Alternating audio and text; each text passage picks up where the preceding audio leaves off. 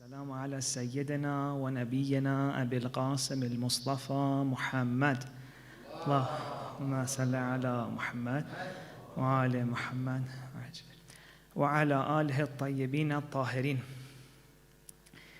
Dear sisters and brothers, Assalamu alaikum. What an honor to be among you for another night, and tonight we also have a special guest with us, although he's the host, I'm the guest. So, such an honor, Sheikh Ali. I feel a little bit shy, to be honest with you. So I'm very, very honored to be among all of you. And tonight we also have a big watch in front of me, which solves half of my stress. I was like, how can I keep time? Now the time is right in front of me. Perfect. Inshallah, the discussion that we'll be having tonight is, as you will see, much more practical than the discussions we've had the first two nights. The first two nights we tried to set the context, prepare the ground, but tonight we're going deep, and inshallah it gets practical. If you remember, yesterday we were speaking about ma'rifatun nafs, self-knowledge. And we said that we have so many ahadith that say ma'rifatun nafs is the most beneficial form of knowledge, right? Anfa'ul ma'arif, hadith from Imam Ali alayhi salam. And so we thought, okay, if we want to spend our time on anything, well, let it be ma'rifatun nafs, let it be self-knowledge, let it be who am I? And in the introduction, we also spoke about the fact that a lot of us, we are interested in this because we've all heard man arafa nafsah faqad arafa rabbah, etc. But we try, it's like we hit a dead end. How do you do ma'rifatun nafs? How do you learn knowledge about yourself? Where do you look for it? So that's kind of where we ended yesterday. Today we're going to pick up from there. And I'll also mention a little bit of a review for those who may not have been with us yesterday. The first thing we talked about, we said, see, when we want to start self-knowledge, learning a little bit more about ourselves, we need to know one thing.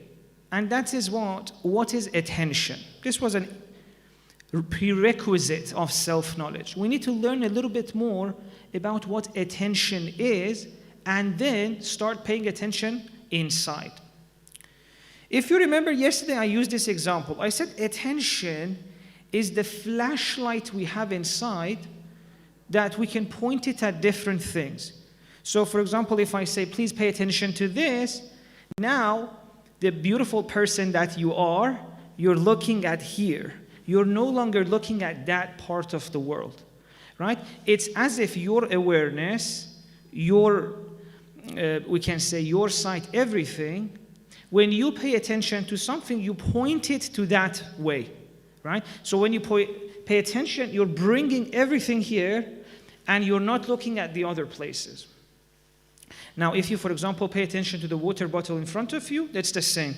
Your attention goes there. You're not seeing anything else.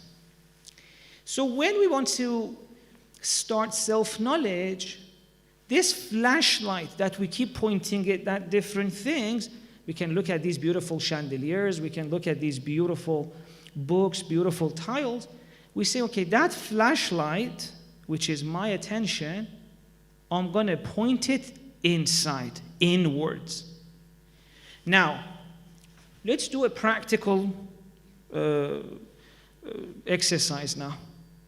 Pay your attention inside and tell me, what do you find? And I can help you. Probably there's going to be some thoughts like, oh, this is interesting. Oh, this mask is really annoying me. I can't wait to take it off. I don't know. What are some of the thoughts you have? So when you look inside right now, it's as if that flashlight, instead of pointing it outside at the world, you're pointing it inside and you find certain thing inside yourself. like the thoughts which you have right now. It's as if there's a voice in your head that's talking to you. Then we said the problem is that we can't go much deeper than this. Alon, okay, I paid attention inside, I found these thoughts, this voice in my head that's talking, whatever it's saying, but I can't go deeper than that. I can't find much else inside. There's just some thoughts and maybe a little bit feelings like, oh, my legs hurt a little bit. Even this, I find it inside. I'm a little bit bored, I'm excited, I'm intrigued, I'm finding these things inside. But this is not self-knowledge. Where is that greater universe that in that poem? Do you think you're a small thing while within you is the greater universe? Where is that? I'm looking inside, I can't find anything. So, this is where we ended yesterday. We're going to pick it up from here and try and go deeper. The discussion that will start today continues for 3 nights. So I'm hoping that you would be with us, either here or online. But I've done it in a way, I'm trying to design it in my head in a way that even if you stay with us one night, if you're one of those people who want to leave us and never pay attention to us again, I've designed it in a way that even for you, betraying you, at least one night would be enough. But ideally, I'm hoping you would follow the rest of the nights. Now, there are many rules for self-knowledge. Tonight we'll cover 3 of them. And with every one of these rules, your understanding of who you are will increase. And when I say who you are, I mean, as I said yesterday, from the small things of why is it that when I'm in an argument with a friend, I start raising my voice, or another one of us leaves the room, or another one starts blaming. Why is it that my friend drives fast and I drive slow? Why is it that I have social anxiety and another person doesn't? From these small things you learn about yourself to greater things about how am I connected to God? Where do shaitan's temptations take place? To all sorts of other things. So, tonight we're going to cover 3 rules of self-knowledge. The first rule of self-knowledge is that think of yourself, and when I say yourself, by the way, I mean, that thing inside you, which when I ask you, how are you, answers. How are you now? There's part of you that answers to that question. Although by the time you speak, you may not really say how you feel. Like if I ask you, how are you now? You may be like, Alhamdulillah, which is not really how you feel. Or I can't complain. You've put so many barriers, or maybe you just not bothered to talk about it, or you think the other person may be not interested. Whatever you say at the end, there's a part of you that when I ask you, how are you, it feels something. Well, actually, I'm fine today. Or a little bit stressed for an exam tomorrow. Or, you know what, someone's ill at home, I'm a little bit stressed. That. We're talking about that. That's the part of you that we're trying to learn more about. So, think of that thing which you call it I'm feeling this way.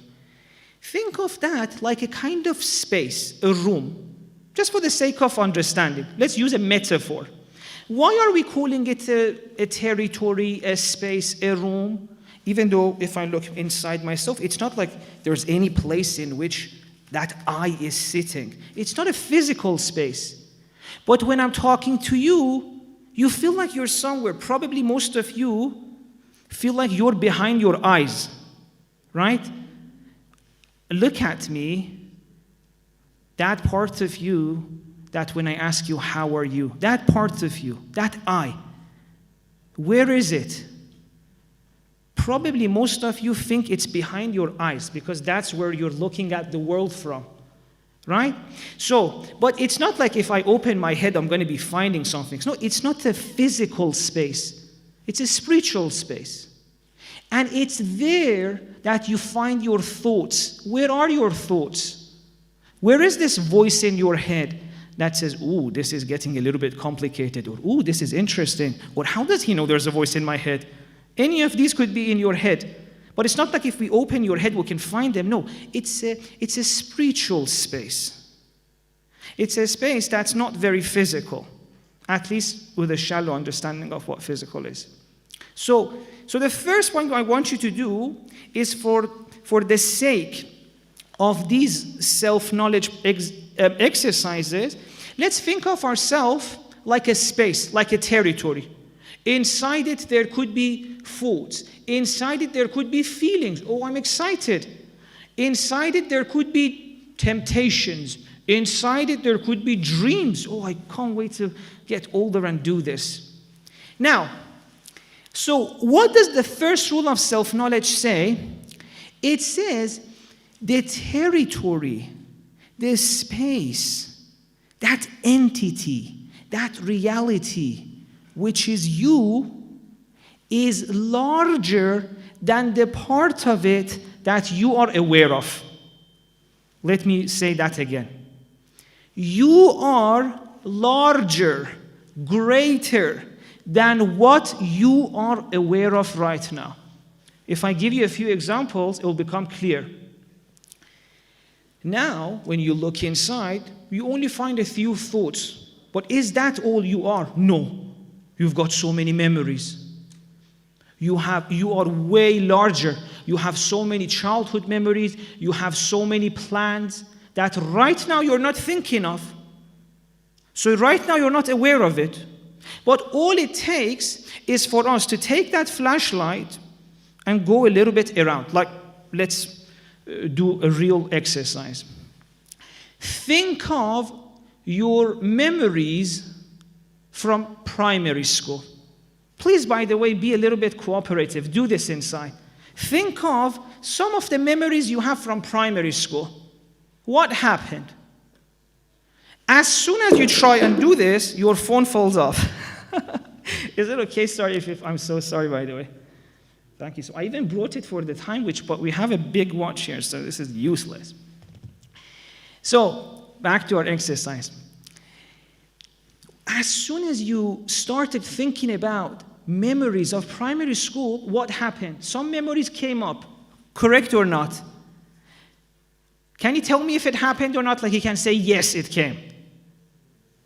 Yes. Okay, it's so difficult. Such a tough crowd, by the way. If it was before iftar, I would get you. But you've even had your iftar. Where's the energy? So, memories came. At least a few of you were nice enough to say yes. But a few minutes ago, those memories weren't there. Didn't we try? We looked inside. We're not thinking about primary school memories. Some other thoughts were there. What does that tell you? There is so much to you that's hidden. It doesn't always come up. You have to actively look for it, right? The part of you that you're aware of is only a small part of you. But you can use that flashlight, point it at a different part of yourself, and remember so much. So we took the flashlight, we said, let's think of primary school. So many things about you came up, right? So that was the first rule of self-knowledge. You are greater than the small part that you're aware of right now. And this also solves the issue of why is it that when you look inside, you hit a dead end? Because when you look inside, you only see a small part of yourself. If you want to see other stuff, you have to actively point the flashlight there. And we can point it at so many different places. Like now we tried primary school, we can also try memories we have with grandma. Suddenly you see, ooh, so many thoughts and memories and feelings come. Now, if, for example, some of us have lost grandma, in addition to the memories, some feelings come as well. Oh, pain comes, loss comes, missing her comes. So that was the first rule. You're larger than the part of you that you're aware of. And a good example, by the way, I don't know if there's a TV that shows me, probably there is somewhere in this room, or any TV that you watch. Imagine there's okay, imagine I've gone live on Insta, right? For the sake of the argument, I'll act as if I am.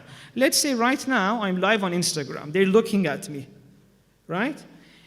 They will see this part of the hall, correct or no? Let's say I'm on my phone on Instagram. This camera is recording me. The people watching at home, what will they see? Only this part of the hall. That's exactly like us. When we look inside, we only see one part of the room, which is ourself, right? Now, if the people at home who are watching, for example, on Instagram, for example, want to watch the rest of the room, what do I have to do? Turn the camera around, which is exactly what we just did. We were only seeing part of the room, which is ourself, and then we pointed the camera around and we started seeing another part of it, like our memories from high school, our memories with grandma. Now, what is the second rule of self-knowledge? By the way, you will see how important these are in few minutes when I tell you that according to Imam Sajjad, Imam Ali alayhi salam, and Imam Hussein, if you want to please recite the salawat.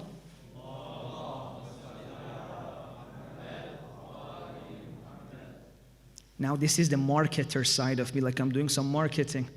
In few minutes, you'll see why these discussions are so important, because we'll see that according to the three beloved Imams that I mentioned, the highest thing you can achieve, the highest level of spirituality, is the level of rida.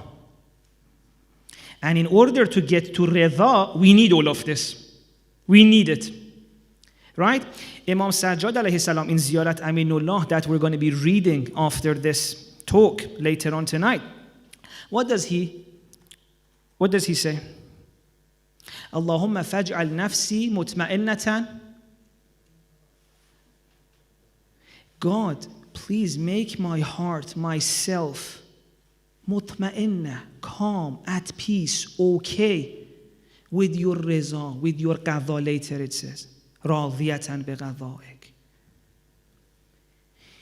This thing of being at peace with what the qadha and qadar of God, the decrees, the divine decrees, the divine decisions. What was the last words of Imam Hussein? So one of the last words. إلهي رضا بقضائك تسليما لأمرك.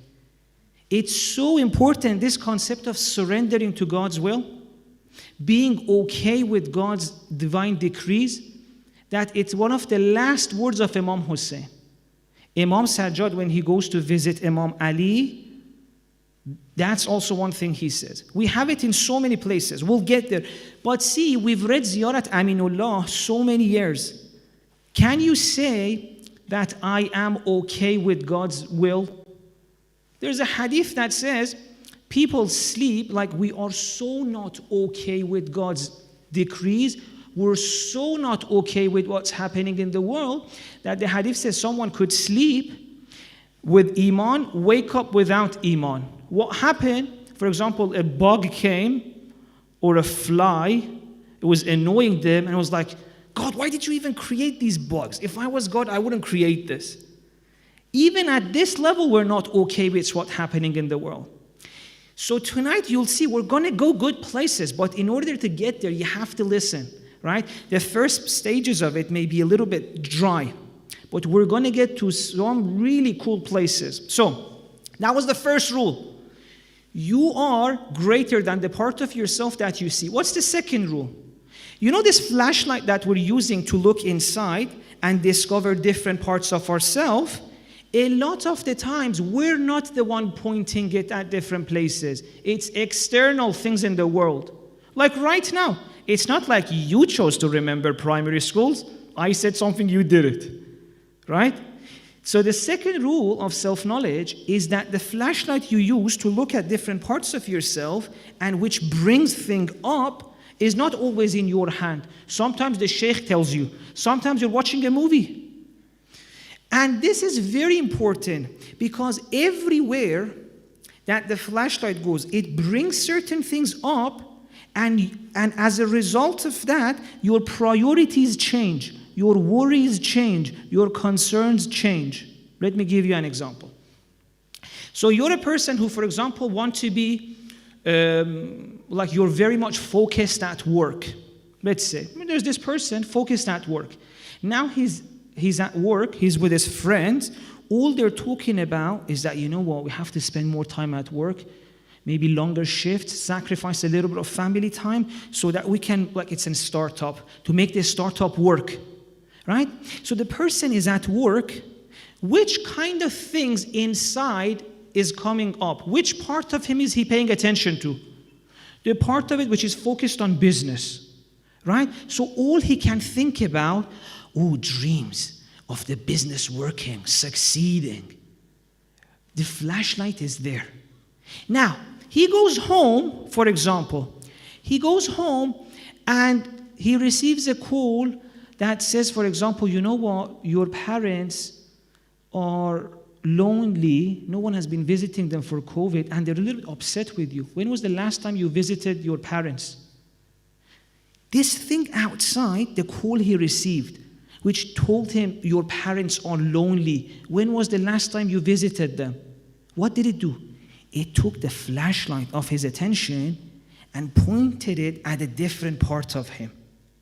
Which part? The part in which he cares about his family, his love for his parents, and maybe with that some guilt comes as well. Now, his priorities are what? I have to visit them more. Maybe I'm working too much. Now, which one of this is him? Both of them. At work, the flashlight was bringing some other things about him, so his priority was, I have to sacrifice family time, succeed. At home, that event brought some other things up, like his love for his family, the fact that he misses his parents, maybe a little bit of guilt. So as the flashlight changes, so does your priorities, your concerns, your worries. For example, you're here in the majlis for the nights of Qadr. All you can think about is what? God. What are your worries, priorities? Your priorities right now probably are like your relationship with God, your spiritual growth, make sure you do the a'mals right. But that's not all there is to you. All it takes is for you to leave this place, go on Instagram, receive an email from work. It's like the attention, the flashlight, pointed at a different part of you, your other priorities come up. Well, yeah, we wanted to do like that whole a'mal and relationship with God, but now some other things are coming up. So see, this is very important. If you're not aware, external events point you at different things, and with that, your priorities change, your concerns change. Like you're here, you're worried about your relationship with God, you go out, you're worried about your job. And I'm not saying one is better than the other. Both of them are inside you. Your concerns for work and your concerns for your relationship with God, they're both within you. It's just that if you're not aware, you never sit down and bring them together and decide, okay, this, life will decide for you. Something will happen, this is what I need to do. Another thing happens, this is what I need to do. Right? So this was the second rule of self-knowledge. What is the third rule of self-knowledge? With the second rule, we said the outside world determines sometimes which part of you you're aware of. That was the second one. In the third one, the third rule of self-knowledge, we say what's inside you changes the way you see the outside world. The second one was about the impact of the external world on you. The third one is about the way, if there's something inside you, it changes the way you see the world. Now, we need to give a few examples. Some of them I mentioned, I think, in the first or second night. Let's say Sheikh Jawad is jealous inside. And alhamdulillah, we have Sheikh Ali, so I can explain this really well. Let's say I'm jealous of Sheikh Ali, which is very likely. He's better, more good looking, more eloquent, better knowledge, all of that. Now, let's say instead of looking up to Sheikh Ali so that I can learn and improve myself, so that when I hear his lecture I enjoy, instead I'm jealous. Now, no matter how much beauty is in my own life, Whenever I look outside, I won't see them because all I'm thinking about is that, damn it, that sheikh is better than me. Right? If jealousy inside me, I may look at the world and not see the good things in my life. Or for example, that person, that reciter has more followers than me. If I'm jealous, I will no longer enjoy the good things in my life. Well, you have some people who listen to your thoughts as well, but you no longer enjoy it. So that was jealousy. Insecurity. Let's say I'm an insecure friend. If I'm an insecure friend, for example, at some point, my friends left me. I'm insecure now. In every friendship, when I look at it, I'm like, they're going to leave me. They're going to leave me. So jealousy inside makes me not see the good things in my life. I'm only focusing on the good things in other people's life. Insecurity inside me, I look at the world, I'm like, all my friends are going to leave me. Anger inside me, I look at the world and all I see is that the bad things people did to me. Right? And this is even scientifically proven. If you're in a relationship with your partner, with a sibling, with your parent, you're in a fight. In that moment when you're angry, all you can see are the bad memories. Your brain literally stops the good memories coming to your mind. Even scientifically proven. I wish we had time to explain why it does this. But for now, all we care about is that if something is inside you, it changes the way you see the world. Or for example, another thing. If, sometimes when people cheat, like a partner cheats on their partner. Now, because they've done this, they may look at the world and be like, my partner may be cheating too. A lot of people who cheat immediately, like before they cheated, they would look at their partner and be like, no, she would never cheat on me, or he would never cheat on me. As soon as this thing comes inside them, that they have cheated, now when they look at the world, like, what if my partner cheats at me? They get scared. The people who have cheated, their trust in their partner goes away. So interesting. You cheated. Why don't you trust them? Because what's inside me changes the way I see the world. Insecurity inside me, people are judging me. Anger inside me, they haven't done anything good for me. Now, I wish we had time to explain this more in details. This is such an important point. In addition to these small things that, for example, anger, jealousy, etc., all of these together, all of the things which are inside me, my insecurity, my fears, my whatever, all of these things come together and create the overall feeling I have about the world. And as this feeling inside me changes, I look at the world and I say the world is like that. Let me give you a few examples. At one level, by the way, these are different states of it, different stages of it. At some point, I may have this feeling inside, there's so much pain that I haven't worked through, there's so much. I'm in a dark place inside, and I look at the world, and I say, there's no point in life. This world is meaningless. Why did God even create it? You look at the world, and you don't see any meaning at that level. You look at the world, no meaning. What's the point of all of this? You find it difficult to get up in the morning. What's the point of no meaning, no motivation? Why did God create me? I wish I could end my life. That's something inside me. It changes the taste of the universe for me. Then another level could be you work on that. By the way, these are in order. Like now you can even look at the people, for example, in your life or even yourself, and based on how they perceive the world, understand what's going on inside them. After you come out of apathy, you go to fear. There's inside you a lot of fear. Let's say you've worked with your apathy. It's no longer like, I don't see any point in the world. What's the point of it? No motivation to engage in the world. You go a little bit higher, maybe the feeling inside you is fear. If fear is the overall feeling inside you, you look at the world and the world is such a scary place. A lot of people at the verge of becoming an adult are at this stage. How do you do your tax return? Damn it, this world is so scary. How do you get a house? How do you get a mortgage? There's fear inside of these things, and it changes the taste of the world. The world becomes a scary place. You go above fear, it becomes anger.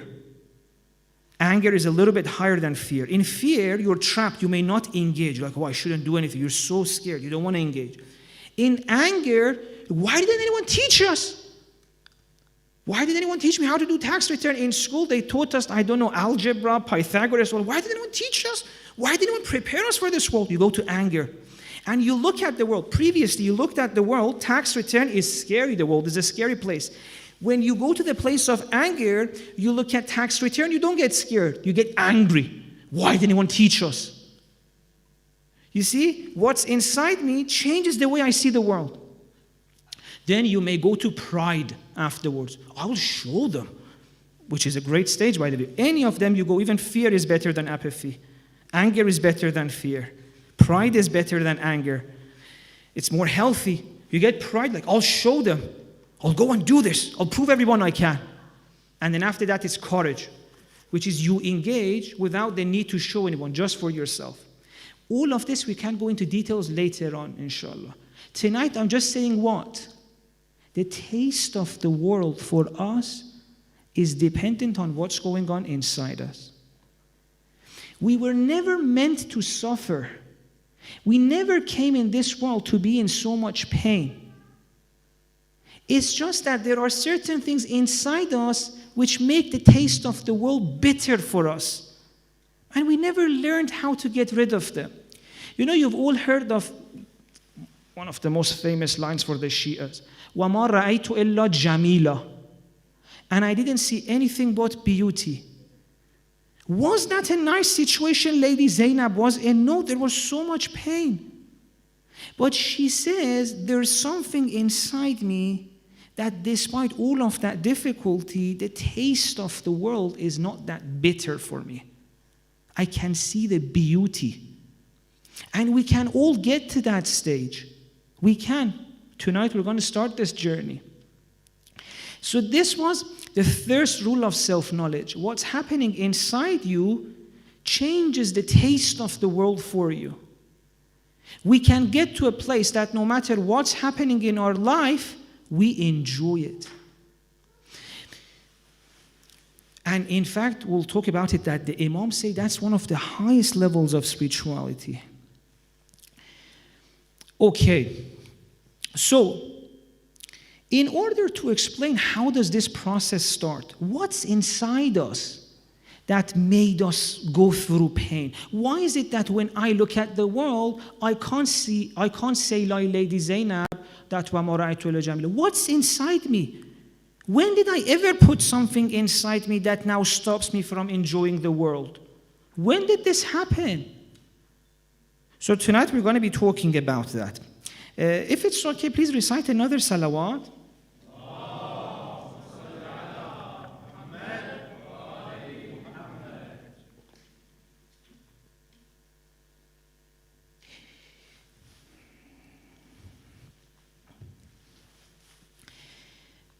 I don't know how much of it we can cover tonight, but even if we couldn't cover all of it, we'll continue tomorrow. But let's start at least.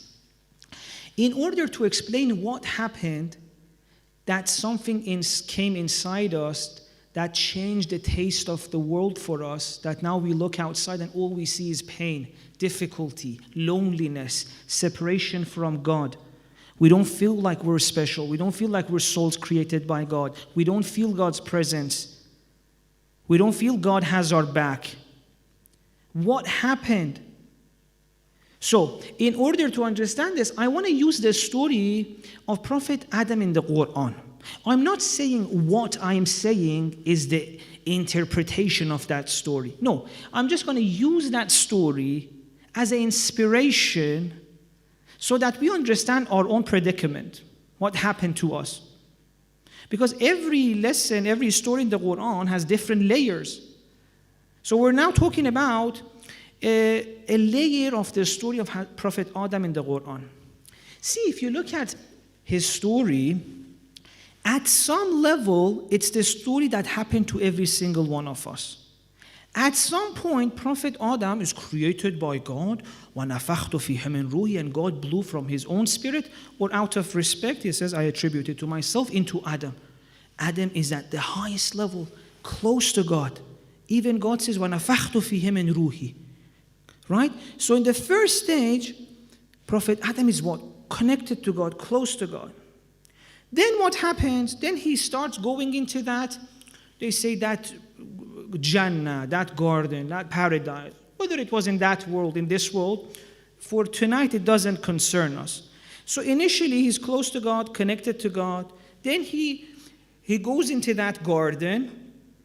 He still feels God, he still communicates with God, but it's a little bit further. He's exploring that garden, right? You all remember the story.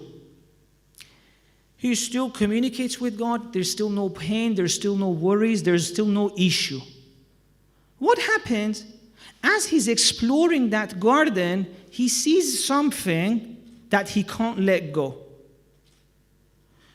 God says, if you go that way, there's pain. It's not good. Don't go that way. But he can't let go. He gets stuck on it. So, I want this. The forbidden fruit. Or whatever that thing is. So, as soon as he goes for that, what happens? Out of that paradise, out of that garden, pains come, worries come, troubles start.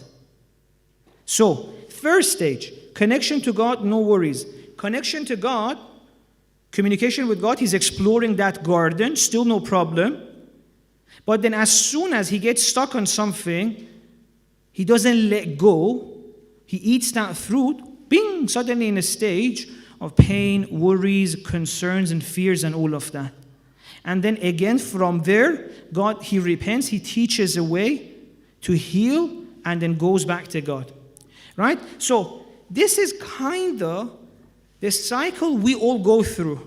Inna lillah, we start with God, and then we get separated, we forget that, something happens to us on the way, a lot of pain and worry comes, وَإِنَّا إِلَيْهِ رَاجِعُونَ, we go back. Now, I want to say what happened. In the story of Prophet Adam, we know he ate a fruit. What did we do? We never ate a fruit. So where does all of this pain come from? All of these worries and concerns? So now, by the way, some people have told me don't say khob, right? Someone even, it's not like I'm doing it on purpose to hurt you. It's just part of my accent. It comes up, but I apologize anyway. People take things personally. What happened to us? When did we go through these stages that Prophet Adam went through? See, like him, at some point, we were with God before coming to this world, right? Before being born, like him, we're connected to God, and God created us. وَنَفَخْتُ فِيهِ مِنْ رُوحِي kind of applies to all of us. Then we came into this world. We came into this world as children. What were we like? Did we have any worries? Did we have any troubles? Did we have any stress of what's going to happen at work, that promotion, the rent, the bills, the council tax, the road tax, the insurance? Did we have those worries? No. As children, we were just in this world exploring, having fun, living life. And in fact, we have some ahadith that say children even have communication with angels and all of that. We have these ahadith. So at some point in our life, we were even in that stage. And look at children. They feel life. They live life. Like you give them sand, they engage with it. Ooh, sand. They go towards mud. They're like, ooh, mud. Water, water, the trees. Wherever you take them, they're living life. They're enjoying. So what happened? When did we, at what age did we eat that forbidden fruit that suddenly took us out of that garden? See, this is what happened. And now I have only a few minutes. I'll just say the maybe low resolution, tomorrow will continue deeper. What happened is that in life we were living, and then something came. See, experiences were coming and going, one event after the other. We were going to the park, we came home, we were watching TV with parents. See, one after the other, events in our life were happening. But then suddenly an event came which we couldn't let go. Like it was too nice, it was too good. We held on to it. Like what? Let's say, for example, I had a friend, I was really enjoying being with that friend. And then his parents came and he had to go. Now, I couldn't let go. No one told me don't enjoy when he's there. They said enjoy, but when he's gone, let go. We couldn't do that. It was too nice to let go. Now, how is that a bad thing? Well, after the friend left, in everything in life, we're waiting for him. Like the parents came, took the friend away. Now it was dinner time. We're having dinner, but we're thinking about him. I want to play with my friend. Where did he take him? So you're not enjoying dinner anymore. That thing which you couldn't let go remains in your heart. You're moving to the next experience in life, but you can't let go. You're still thinking about that, so you can't enjoy the next thing. Even for you happens. You're talking to a friend on the phone, the conversation finishes. Okay, you had fun with your friend, beautiful, let go. Now your wife is here, talk to your wife. If you can't let go, you're talking to your wife, but you're thinking about your friend in your head. So your wife is there, but you're not there. You're with your friend. You're talking to your friend. So you're not enjoying your wife. You're not enjoying your family. You don't even see them. And then people are like, why is it that after a few years of marriage, our relationship is meh, it's boring, the passion is gone? Because you're no longer seeing them. See, if at one moment I don't let go of something, I'm holding on to it. So the next experience comes, I'm thinking about that. Now imagine if for 10 years, 20 years, 30 years, things come, you don't let go. By the time you're 20, 30, you can't even see the world anymore. When was the last time you saw a tree, honestly, and you enjoyed it? You're like, oh, a tree. You're not seeing the world anymore. You've got so many things inside you hadn't let go that you can't see anything new. You can't look at your wife and enjoy it anymore. You can't look at your mother and enjoy it. Something crazy has to happen for you to be like, oh, my sibling, I have a brother or I have a sister. Because there's so much inside you're not letting go.